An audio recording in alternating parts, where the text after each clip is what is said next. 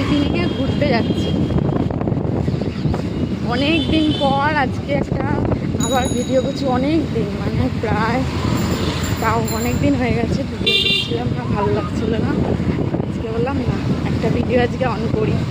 জানি না কথা শোনা যাচ্ছে কিনা, এখন প্রচণ্ড হাওয়া তো। এই যে আমার সোনা পাখি।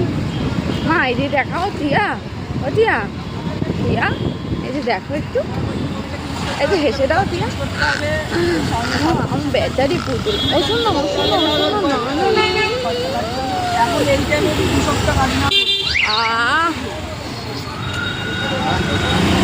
এটা নতুন শিখেছি টিয়া এরকম ভাবে তাকানো।